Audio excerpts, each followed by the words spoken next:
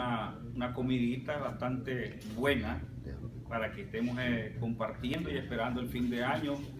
Y pues como lo tenemos por costumbre, estaremos dándole gracias a Dios por todas las cosas que nosotros hemos experimentado. Aunque Dios no se mueve por medio de nuestro tiempo, pues nosotros por medio de ese tiempo nos identificamos cómo es que vamos desgraduando nuestra vida mediante lo que es el aspecto físico. Nos vamos dando cuenta. Pero Dios no necesita de eso. Pero sí, vamos a darle gracias a Dios. Sabemos de que ha sido un año bastante duro. Hemos oído tantas cosas, hemos visto tantas cosas, hemos experimentado tantas cosas, pero sobre todo nos hemos dado cuenta de que Dios sigue con nosotros, que es lo más importante. Y creo que para el próximo año pues seguiremos nosotros expectando la bendición de Dios y esperando de que las cosas sean mejores que como hasta ahora nosotros las hemos podido vivir en la presencia de Él. Creo que va a ser un año bastante bendecido por Dios. Los pastores acostumbran en esta época, igual que todos los políticos y mayormente los comunistas, a tratar de ponerle un título al siguiente año que viene. Pero desde que Dios nos llamó a nosotros y nos salvó, nosotros vivimos en un eterno estado de bendición delante de Él. O sea, no tenemos por qué ponerle título. Yo vengo escuchando muchos años, casi todos los años escucho a uno de esos tarados, le digo yo, porque dice, el año que viene es el año de la bendición. No, mi hermano, usted es bendecido de que Dios le dio salvación. Créame. Y si usted cambia, pues su posición, pues está desechando lo que Dios a usted ya le concedió. Por eso el apóstol Pablo en su seguridad, hablándole a los Efesios, dijo, bendito el Dios de nuestro Padre Jesucristo, que nos bendijo con toda bendición espiritual en los lugares celestiales en Cristo Jesús. Ahí es que seguridad del apóstol Pablo, porque que constante de que su conversión sabía que su vida estaba bajo la bendición y la protección de nuestro Dios. Bendito sea el Señor. Ahí cuando terminemos vamos a orar. Vamos a orar por unos cuantos hermanos. Esperancita va de viaje. Oraremos por la familia González, que el hermano González pues lo llevaron al hospital. Oraremos para que Dios tenga misericordia, le dé un poco de fortaleza a este anciano. Y oraremos por la familia del hermano Raúl. Así es, el yerno, el nuero, dice usted, no. Su nuero, su yerno, bendito Dios, y oraremos por unas personas que él presentó, bendito sea el Señor. Julia, Sonia, estaremos orando pues por cada uno de nosotros, amado hermano, que el Señor ha sido bueno, para siempre ha sido su misericordia con cada uno de nosotros. Qué bueno es poder reconocer de que todas las cosas y las causas de nuestra vida están bajo el dominio y la voluntad de nuestro Dios. Bendito sea el Señor. Bueno, vamos a continuar con el estudio. Estamos en el capítulo número 6 del libro de Apocalipsis. Hasta este entonces nosotros hemos tocado lo que es el segundo sello en el versículo número 3. Y la semana pasada hacíamos un pequeño análisis acerca de lo que nos está presentando la visión que Juan está viendo. A diferencia de muchas interpretaciones que nosotros hemos oído acerca del Apocalipsis, vimos de que nosotros no podemos desprendernos del estado de la iglesia o la iglesia como personificada en estos versículos, que quitándola no tiene absolutamente ningún sentido que nosotros sigamos hablando del Apocalipsis si la iglesia no está dentro de esto que Juan está viendo. Entonces, viéndolo desde esta perspectiva, nos estamos dando cuenta que es lo que el Señor está anunciándole a Juan, para que Juan se lo pase a la iglesia del primer siglo y que esto quede plasmado para nosotros. Encontrar la verdadera aplicación para nuestra vida, eso es lo que cuesta. Por ejemplo, yo en el transcurso de la semana, tratando de indagar un poco más, leía acerca de lo que es la interpretación tradicional y encontraba siempre el mismo patrón de aquellos que hacen divisiones por periodos de tiempo acerca de los 4 jinetes. Entonces, del primer siglo hasta el año 300, el blanco, del 300 hasta el 500, el caballo... El negro, del de este al otro. Entonces yo me ponía a pensar y decía, pero si esto tuviese que suceder de la forma que ellos lo presentan, no hay absolutamente ni un sentido para aquellos que dieron su vida para Cristo en aquel momento. Y volvemos a repetir siempre lo mismo, que esto hay que aprenderlo.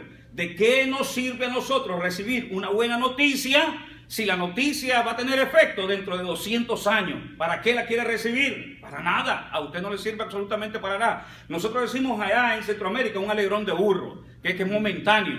El burro se alegra momentáneamente y después vuelve a su vida de burro. Y esto es lo que prácticamente pues sería este libro del Apocalipsis si nosotros extraemos, arrancamos, quitamos completamente a la iglesia, como la traducción tradicional dice, de que en el capítulo número 4, verso 1, ya la iglesia se ha ido para el cielo. Entonces, no hay absolutamente ningún sentido. Es más, yo creo que ni Juan, porque si esto fuera prácticamente una revelación directa para el siglo XXI, Juan nunca lo hubiera entendido. Jamás lo hubiera entendido. Entonces, esto que nos ayude a nosotros a entender qué es lo que Dios les estaba hablando a la iglesia del primer siglo y ver cómo nosotros ponemos en práctica lo que nos corresponde como una enseñanza que en la actualidad no quiere decir que no tenga ningún efecto para la iglesia. Mientras la iglesia esté sobre la tierra, todo este libro tiene sentido para la iglesia. Entonces no podemos desechar absolutamente nada. Es más, aún la historia de Israel, el apóstol Pablo en la inspiración la puso dentro de la primera carta de los Corintios, el capítulo número 10, y nos enseña a nosotros de que todas las cosas que vivió el pueblo de Israel, cada una de las causas y todas aquellas cosas que experimentó con Dios, a nosotros nos sirven para reflejarnos en ellos, viendo las cosas que ellos hicieron malas para que nosotros no cometamos el mismo error delante de Dios. ¿Ve? Entonces, todas las cosas no son de desechar, y así lo dice el apóstol Pablo, sino que hay que saber extraer completamente el verdadero sentido de la palabra para poderla aplicar a nuestra vida. Ahora, en el capítulo 6, en el versículo número 4 en adelante, bendito Dios, la Biblia dice que salió otro caballo bermejo y al que lo montaba le fue dado poder de quitar de la tierra la paz, y que se matasen uno a otro, y se le dio una gran espada, que fue lo que tocamos el miércoles pasado.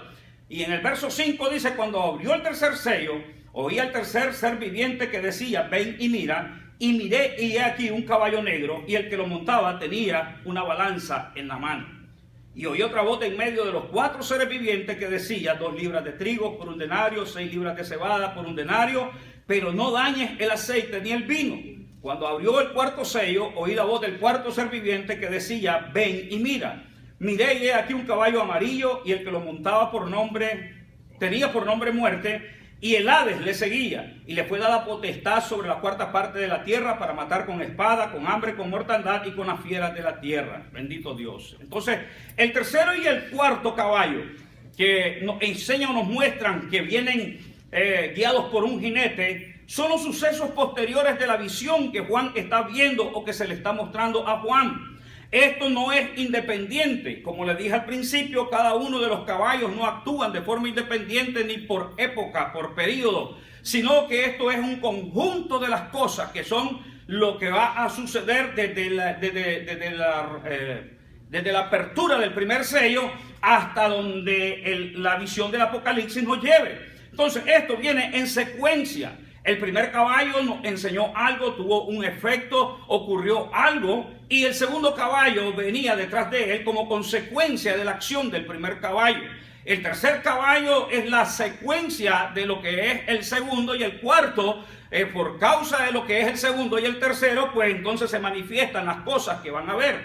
Hablábamos el miércoles pasado y decíamos que hay cosas las cuales van a suceder y están dentro de la revelación que solamente implican a quienes pertenecen a la iglesia, y esto hay que identificarlo. Para eso fuimos nosotros a los evangelios, el capítulo 24 de Mateo, el capítulo número 21 de Lucas y el capítulo 13 de Marcos, donde nos enseñan a nosotros de una forma bien clara de que hay acontecimientos o sucesos que son independientes y que solamente corresponden para la iglesia, pero que también hay sucesos que son globales, donde toda la humanidad es afectada. Si nosotros no salimos un día de lluvia hacia afuera, el que cree como el que no cree se va a mojar debajo de esa lluvia. Y eso es lo que nos enseñan a nosotros las Escrituras. Cuando se desata una guerra en un país, en la guerra todos son afectados. No solamente por el hecho de creer en el Señor, no va a decir que la reacción de una bomba acerca de un cristiano no le va a afectar. Igualmente, si destruye el cuerpo de un impío, va a destruir también el cuerpo de un cristiano. Pero eso es lo que nosotros debemos de aprender y extraer de esto, lo que nos trata de enseñar las Escrituras, para no poder renegar como aquellos que no conocen absolutamente y no tienen nada de relación con Dios, como en el día del 9/11, aquí en septiembre, en New York, donde todos los incrédulos reclamaban la presencia de Dios y el cuidado de Dios, pero nunca tuvieron una relación con Él y estaban reclamando su protección. Pero no quiere decir que dentro de las 3,000 y pico de víctimas que ocurrieron, no iba ahí un redimido de parte de Dios. Tenía que haber ido algunos redimidos. Entonces eso es lo que nos enseñan, que hay efectos que son globales, pero que hay efectos que solamente corresponden a lo que es la iglesia de nuestro Señor Jesucristo. El tercer caballo, con su jinete, se identifica en relación con lo que es la alimentación. Su rol se identifica con la escasez.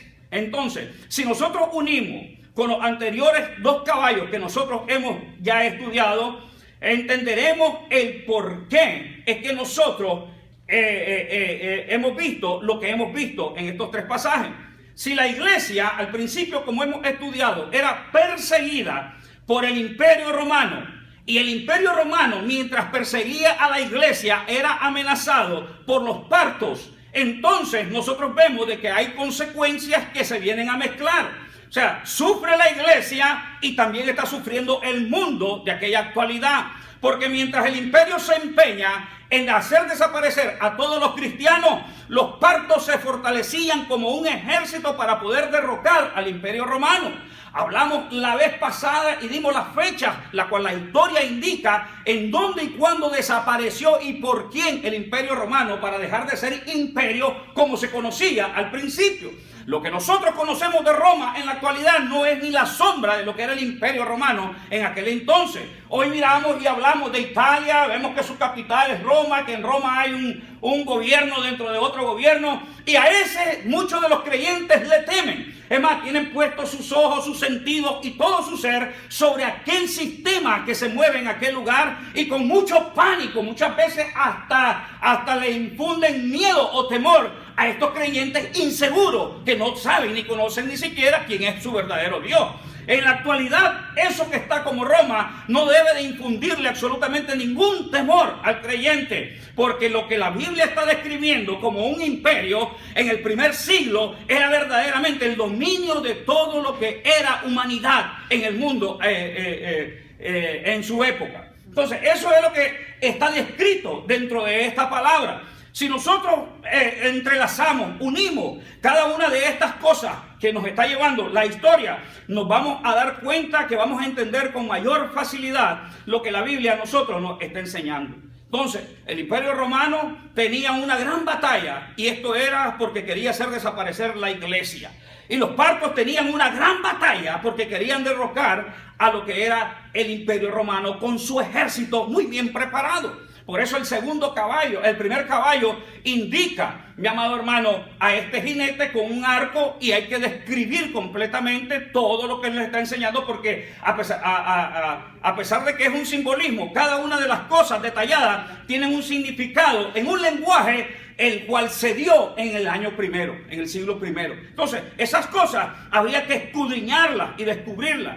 Porque si nosotros tomamos esto, mi amado hermano, como que esto es verdaderamente la revelación que Juan tuvo que recibir para que se la pasara a la iglesia en la actualidad, entonces nosotros estamos, como dije la semana pasada, pisoteando por completo el heroísmo y la fe de todos aquellos que dieron su vida por nuestro Señor Jesucristo. Esto no tenía sentido. Dios, el Señor, mandándole una carta a la iglesia que ni siquiera iba a tener efecto en ella, o un mensaje de una visión que Juan recibió para compartirla con la iglesia, y ni siquiera le iban a poder sacar el mínimo provecho de lo que la visión significaba. Entonces, otro factor posible lo señala la historia, y es el hecho de que el Imperio Romano en aquel entonces trataba mediante ciertas tácticas oprimir a lo que era el pueblo. Y cuando digo el pueblo, se centraba mayormente en lo que era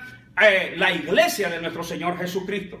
Estudiamos en las iglesias y vimos que cuando habían ciertas conversiones de ciertos personajes, eran castigados en aquel entonces porque perdían sus propiedades, perdían sus trabajos, perdían sus tierras, perdían sus cosechas, y esas cosas tenían un efecto inmediato desde el momento en que se